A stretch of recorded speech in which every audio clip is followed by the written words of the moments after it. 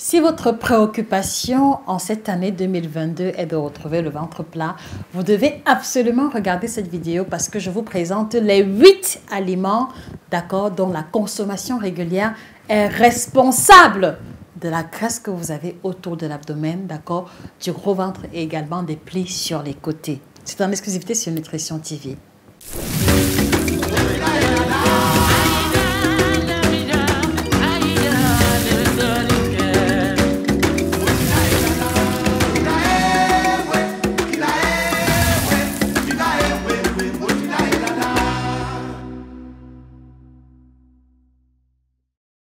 Bonjour à vous fidèles téléspectateurs, bienvenue sur Nutrition TV. Merci de vous abonner et activer la clochette de notification pour ne pas rater les nouvelles vidéos. Je suis Josica, la patronne de l'alimentation tropicale, chirurgienne en nutrition, spécialiste de l'alimentation africaine. Je suis la personne indiquée qui vous aide à résoudre vos problèmes de poids, d'alimentation, de libido et de ménopause en prenant en considération notre héritage culinaire africain et ainsi que nos pratiques alimentaires africaines.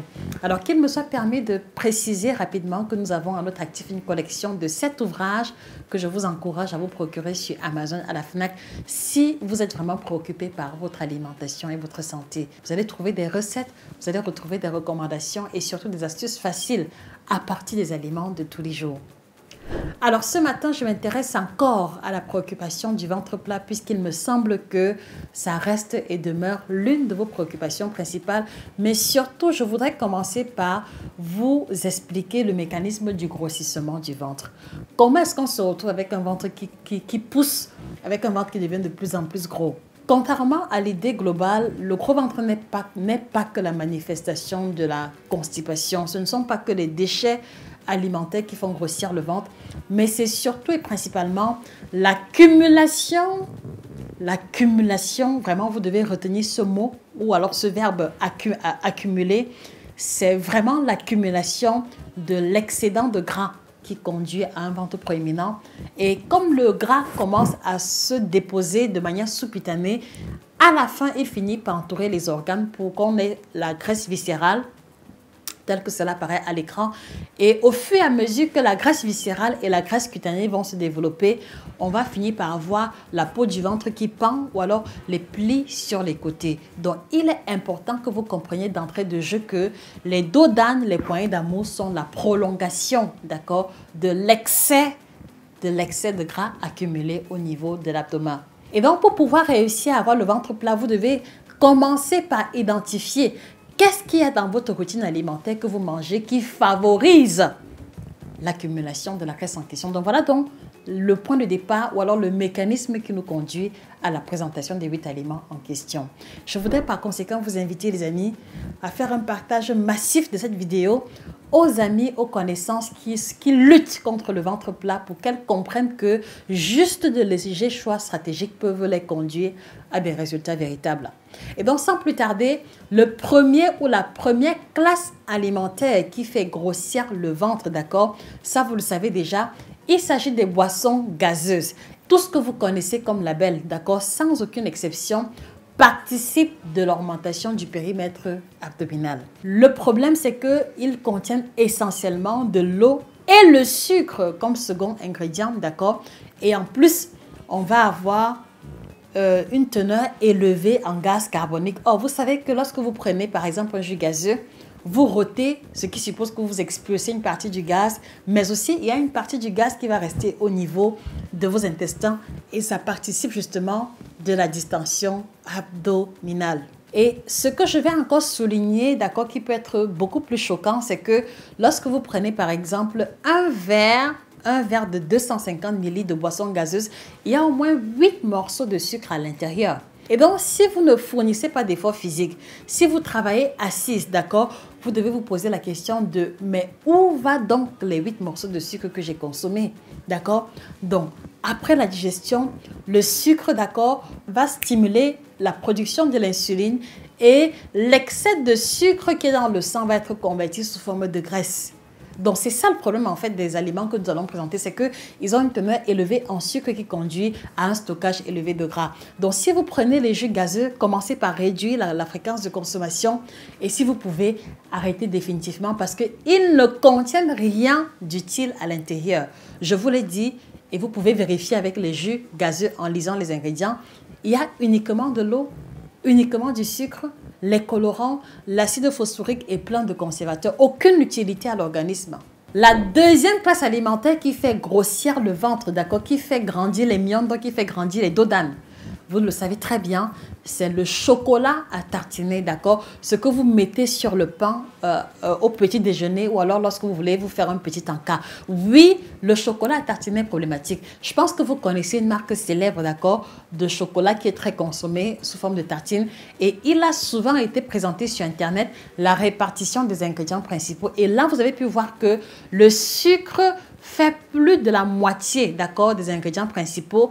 Ensuite, l'huile et le chocolat le cacao, pardon, n'était qu'une infime portion, d'accord. J'évite de prononcer le nom de la marque, mais vous connaissez très bien. Donc, alors, si vous vérifiez attentivement, 100 g de chocolat tartiné contient environ 52 g de sucre. Donc, c'est-à-dire que la moitié du pot de chocolat que vous prenez, c'est le sucre. Et donc, essayez un peu de visualiser que quand vous prenez par exemple un bout de pain et vous mettez 2 cuillères à soupe de chocolat, d'accord, sur les 2 cuillères à soupe, vous devez raisonner en vous disant qu'il y a une cuillère là qui n'est que le sucre. Mais est-ce qu'en temps normal, vous pouvez prendre un bout de pain et mettre uniquement le sucre et le manger? Je pense que la réponse sera non, mais pourtant c'est ce que vous faites à travers le chocolat tartiné. Donc si vous aimez le chocolat tartiné, si vous adorez le chocolat tartiné, vous devez trouver des alternatives et il y en a qui sont moins riches en sucre ou alors essentiellement utiliser le chocolat noir, 70% de cacao que vous laissez fondre et que vous mettez sur le pain. Le goût est pareil, mais la différence c'est que vous n'aurez pas besoin d'en remanger encore à nouveau parce que le chocolat noir est plutôt hyper rassasiant. Troisième classe alimentaire, j'ai nommé ici le pain de mie, d'accord? Le pain de mie que beaucoup affectionnent, ceux qui adorent faire les toasts, ceux qui adorent faire le croque-monsieur, le pain de mie, le pain de Kumba entre guillemets pour aider à ceux qui sont en Afrique de comprendre est problématique. Donc, vous devez comprendre que contrairement à la baguette, contrairement au pain blanc classique, le pain de mie contient beaucoup de sucre, d'accord, et contient également de l'huile. Et lorsqu'on parle de la prise de poids ou du stockage de la graisse, il faut voir que les deux éléments responsables, c'est le sucre ou les féculents et également la teneur en matière grasse. Donc, vous voyez qu'on passe sur la base d'un aliment qui contient déjà les féculents dans lequel on rajoute le sucre et là, on rajoute l'huile à l'intérieur ou le beurre.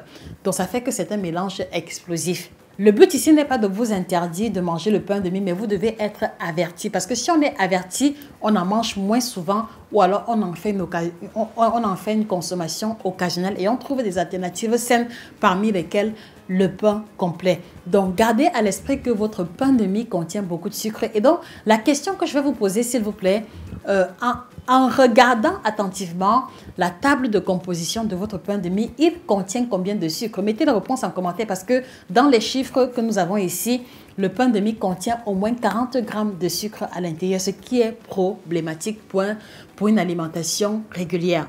Donc, allez-y, élaguez le pain de mie de votre alimentation et vous verrez une différence sur votre tour de taille au bout des 2 premières semaines. L'autre classe alimentaire, c'est le ketchup, d'accord? Il y a plein de personnes qui affectionnent manger au KFC, qui affectionnent manger les hamburgers ou qui même dans les repas faits maison vont rajouter un peu de ketchup à l'intérieur.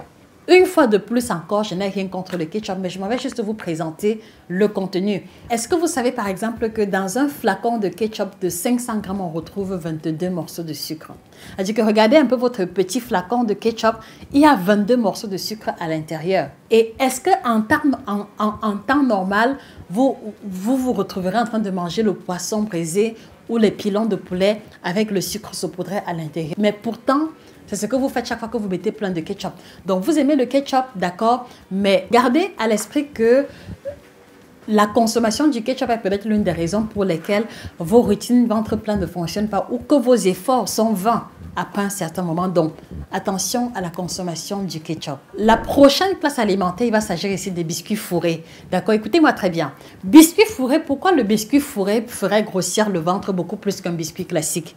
Alors, à la base, vous allez vous rendre compte que Sur un biscuit sec, par exemple, comme les petits beurres, c'est essentiellement la farine, du sucre, de l'huile et puis de certains conservateurs. Non pas pour dire que c'est mieux, d'accord? Mais au niveau des biscuits fourrés, vous allez vous rendre compte que c'est 2 biscuits et au milieu, il y a une crème. Et en fait, la crème que l'on retrouve au milieu du biscuit fourré est généralement bourrée de sucre. Beaucoup plus de sucre qu'autre chose. Et donc, vous voyez que les biscuits à la base contiennent déjà la farine, qui est une forme de sucre. Ils contiennent le sucre qui a été rajouté, mais on va encore avoir une crème sucrée au milieu. Donc, si vous aimez les biscuits fourrés, Oreo, etc., attention et gardez bien à l'esprit que ceci augmente malheureusement la teneur de sucre que vous consommez habituellement. Donc, vous aimez les biscuits, allez-y davantage en direction des biscuits secs, d'accord? Et si vous tenez absolument à mettre un fourrage, mettez-y votre fourrage fait maison à base de chocolat, 70% de cacao qui aura été fondu pour mettre à l'intérieur. Ou alors prenez simplement des biscuits secs. Mais les biscuits fourrés contiennent beaucoup trop de sucre à l'intérieur. Donc attention à la fréquence de consommation. La 6e classe alimentaire problématique ici, il va s'agir du lait concentré sucré. Du lait concentré sucré, des aliments lactés, d'accord, qui sont aussi une déclinaison du lait concentré sucré, mais qui coûte beaucoup plus moins cher. Vous connaissez les labels mieux que nous. Donc, le lait concentré sucré va contenir beaucoup de sucre à l'intérieur. Vous voyez que en dehors, en tout cas pour le vrai lait concentré, parce qu'il y en a des faux, donc pour le vrai lait concentré, après le lait entier, d'accord, il y a le sucre comme second ingrédient. Or, le lait entier contient déjà 28% de matière grasse. Et maintenant, on rajoute encore le sucre. Donc, vous voyez que ces deux combinaisons-là sont problématiques et vont favoriser le stockage du gras au niveau du ventre, d'accord? Beaucoup plus qu'un lait écrémé sans sucre ou alors qu'un lait demi-écrémé sans sucre. Voilà où se trouve le problème du lait concentré sucré. La question que je voudrais vous poser, vous consommez le lait concentré sucré combien de fois en une semaine, d'accord? Vous consommez les aliments que j'ai listés combien de fois en une semaine? Je suis certaine que sur 10 personnes qui ont des problèmes au niveau du ventre, vous consommez au moins 2 ou 3 des aliments listés ici chaque semaine. Et pour les 2 dernières classes, on va avoir les chewing-gums, d'accord? Certains chewing-gums ont beaucoup de sucre à l'intérieur parce qu'en dehors de la gomme, il y a beaucoup de sucre. Et on va également avoir les bonbons. Donc, de manière générale, l'ingrédient principal de 90% de bonbons, c'est essentiellement le sucre. Que ce soit le bonbon au lait, que ce soit le bonbon au beurre ou alors le bonbon, je ne sais pas trop quoi. Mais 90% des bonbons ont pour ingrédient principal les sucres. Donc, si vous aimez beaucoup les bonbons, bonbons mentholés, bonbons au lait, bonbons caramel, tout ce que vous voulez, gardez bien à l'esprit que c'est du sucre à l'état pur que vous prenez, juste que l'apparence est différente et qu'on a rajouté 2-3 ingrédients pour modifier légèrement le goût. Donc, je suis convaincue que si vous élaguez de votre alimentation, ces 8 aliments listés, vous allez avoir au moins 3 cm de tour de taille en l'espace d'une semaine seulement. Allez-y, je vous lance le défi et on se retrouve dans la prochaine vidéo pour avoir vos différents résultats et expériences. Et pour ceux qui veulent aller plus loin, qui veulent découvrir les autres aliments qui font grossir le ventre, je vous invite à vous procurer le guide complet du ventre plat, un ouvrage ultra complet qui vous aide à découvrir les aliments à privilégier et les aliments à bannir. Si vous voulez retrouver le ventre plat, si vous voulez débarrasser votre ventre de la graisse accumulée, disponible sur Amazon, à la FNAC et chez nos représentants. Et n'hésitez pas à associer à ces efforts alimentaires le kit détox bio-certifié que voici, qui est le thé par excellence, qui a la triple action ventre plat, détox et minceur sans effet laxatif. Et donc, les consommateurs que nous avons ont réussi à perdre au moins 4-5 cm en l'espace de 2 semaines seulement. Ceci peut être le cas pour vous. Allez-y le commander chez les représentants à travers le contact qui apparaît à l'écran. Et si vous désirez un suivi personnalisé, écrivez-nous via email nutritiontv1@yahoo.com ou alors à travers le contact qui apparaît à l'écran. C'était Josica, votre passionnée d'alimentation, spécialiste de l'alimentation tropicale. Passez une excellente journée et que le bien-être et le ventre plat soient désormais vôtres. Au revoir.